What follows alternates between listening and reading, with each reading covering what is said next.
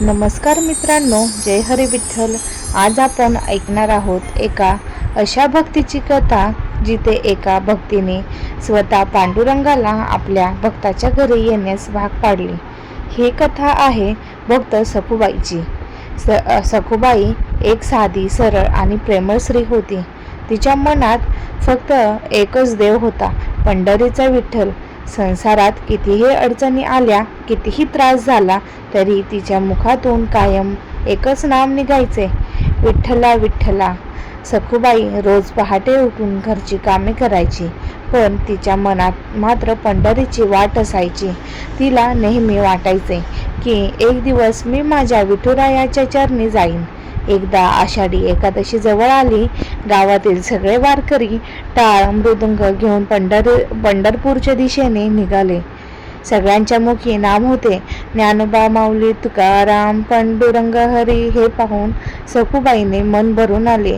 ती विठ्ठलाला म्हणाली, देवा, माझे पाय तुझ्या पंढरीपर्यंत पोहोचू शकत नाहीत, पण माझे मन प्रत्येक क्षणी तुझ्याजवळ आहे. तुझी इच्छा होती एकदा तरी विठ्ठलाचे दर्शन घ्यावे, पण घरच्या जबाबदाऱ्या आणि परिस्थितीमुळे तिला जाता येत नव्हते. तरीही तिने कधी देवावर राग केला नाही. ती म्हणायची, माझा विठ्ठल माझ्या मनात आहे, तो मला कधीच सोडणार नाही. भक्ताची ही खरी हाक पंढरीनाथाने ऐकली. कथेनुसार विठुराया आपल्या भक्तीची ओढ लागली.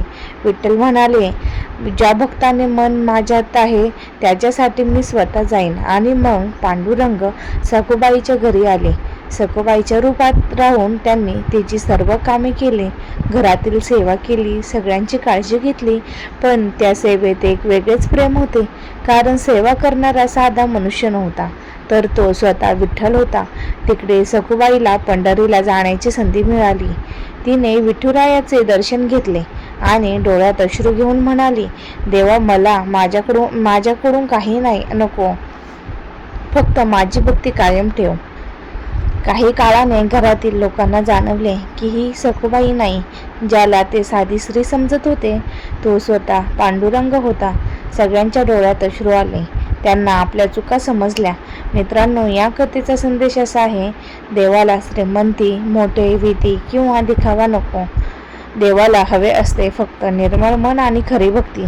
जिथे भक्ती असते तिथे विठुराया स्वतः धावून येतो.